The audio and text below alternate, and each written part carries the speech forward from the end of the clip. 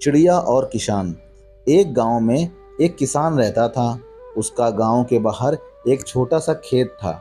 एक बार फसल बोने के कुछ दिनों बाद उसके खेत में चिड़िया ने घोंसला बना लिया।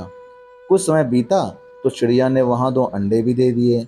उन अंडों में से 2 छोटे छोटे बच्चे निकल आए। वे बड़े मजे से उस खेत में अपना जीवन गुजारने लगे। कुछ महीनों बाद फसल कटाई का समय आ गया। गांव के सभी किसान अपने खेतों की फसल की कटाई में लग गए।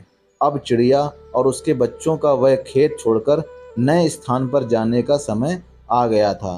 एक दिन खेत में चिड़िया के बच्चों ने किसान को यह कहते सुना कि कल मैं फसल कटाई के लिए अपने पड़ोसी से पूछूंगा और उसे खेत में भेजूंगा।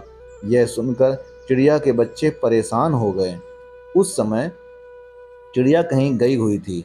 जब वह वापस लौटी तो बच्चों ने उसे किसान की बात बताते हुए कहा, माँ, आज हमारा यहाँ अंतिम दिन है।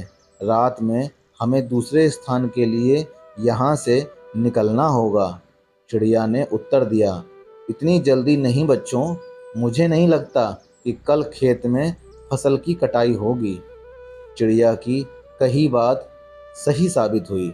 दूसरे दिन किसान का पड़ोसी खेत में नहीं आया और फसल की कटाई नहीं हो सकी। शाम को किसान खेत में आया और खेत को जैसे का तैसा देख बुदबुदाने लगा कि ये पड़ोसी तो नहीं आया। ऐसा करता हूँ, कल अपने किसी रिश्तेदार को ही भेज देता हूँ। चिड़िया के बच्चों ने फिर से किसान की कही हुई बात सुनी और फिर से वो दोनों परेशान हो गए। जब चिड़िया को उन्होंने ये बात बताई तो चिड़िया फिर से बोली, तुम लोग चिंता क्यों करते हो? तुम लोग बिल्कुल भी चिंता मत करो। आज रात हमें जाने की ज़रूरत नहीं है। मुझे नहीं लगता कि किसान का रिश्तेदार भी आएगा। ठीक ऐसा ही हुआ और किसान का रिश्तेदार अगले दिन खेत में नहीं पहुंचा। चिड़िया के बच्चे हैरान थे कि उनकी माँ की हर बात सही साबित हो रही थी। अगली शाम किसान जब खेत आया तो खेत की वही स्थिति देखकर फिर से बुदबुदाने लगा कि ये लोग तो कहने के बाद भी कटाई के लिए आते नहीं हैं। कल मैं खुद आकर फसल की कटाई शुरू करूंगा। चिड़िया के बच्चों ने किसान की ये बात सुनी और अपनी माँ को जब उन्होंने ये बात बताई तो वह बोली, बच्चों, अब समय आ गया है ये खेत छोड़ने का। हम आज रात ही ये खेत छोड़कर दूसरी जगह चले जाएंगे। दोनों बच्चे हैरान थे कि इस बार ऐसा क्या है जो माँ खेत छोड़ने को तैयार हैं।